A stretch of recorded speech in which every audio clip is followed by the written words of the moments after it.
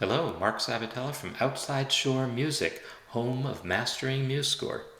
In this week's tip, I want to show you how you can control how many times a given passage repeats. So I have a two-bar passage here, and there's a repeat bar line that says repeat this passage, and if I play it, we'll hear MuseScore plays it once, and then plays it a second time, and then moves on, just as a human musician would.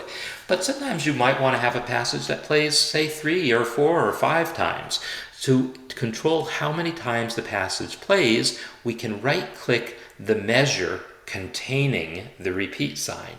When I right-click that measure, we'll see in the menu that comes up, Measure Properties, and then you'll see a play count, and it is set by default to 2, so that passage will be played twice. If I turn it up to 3 and press OK, now when I play this passage, it plays once, it plays a second time, and then it plays a third time, and then goes on. So that is how you can control the play count of a given repeated passage of music.